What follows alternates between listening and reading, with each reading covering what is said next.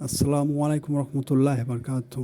আপনারা সকলেই অবগত আছেন, স্বতন্ত্র দলের নেতৃবৃন্দ সহ বিএনপির সকল নেতৃবৃন্দকে জানাই শুভেচ্ছা অভিনন্দন। আপনারা সকলে একত্রিত হবেন এবং প্রত্যেকটি জেলায় শাখায় প্রত্যেকটি ওয়ার্ডে আপনারা আপনাদের কর্মীদেরকে দিয়ে পরিচালনা চালিয়ে যাবেন। কারণ বাংলাদেশকে নিয়ে বিভিন্ন ষড়যন্ত্র চালু হয়ে গেছে। আমাদের মূল উদ্দেশ্য হচ্ছে আমরা আমাদের ভোট অধিকার আরেকটি কথা আমি বলেছি এর আগেও, বাংলাদেশ একটি রাষ্ট্র, এই রাষ্ট্রকে পরিচ্ছন্ন করতে হবে। এজন্য আমাদেরকে চিন্তা করতে হবে যে রাষ্ট্রকে কিভাবে আমরা পরিচ্ছন্ন করব। এটার জন্য আমাদেরকে ভোট অধিকার, এই যে ভোট অধিকার আমাদের জনগণের রয়েছে, ভোট অধিকার আমরা পাচ্ছি না, বিগত দিনে পাইনি।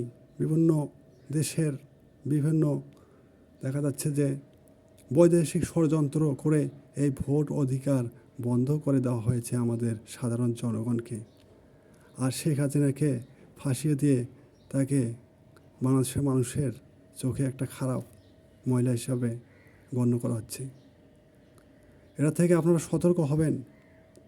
তাই আমি বলবো আপনাদেরকে, আপনারা আপনাদের মূল্যবান ভোট ধানের শীষমার্কা প্রতীকে দিয়ে এবার নির্বাচিত করবেন তারেক রহমান বাবাজিকে। এটাই আমি বলবো। আমি লেখাপড়া একটু কম জানি, আমাকে ভুল ত্রুটি হলে ক্ষমা করে দিবেন। কিন্তু একটি কথা বলেছেন দাদি শেখ হাসিনা, জায়গা জমি আপনারা ফেলে রাখবেন না। যতটুকু জায়গা রয়েছে তার মধ্যে আপনারা একটি গাছ গাড়বেন, একটি লাউয়ের গাছ গাড়বেন, একটি পেঁপের গাছ গাড়বেন, গাড়ি আপনারা ফল উৎপন্ন করে আপনারা আপনাদের চাহিদা পূরণ করবেন। তিনি কি খারাপ কথা বলেছেন?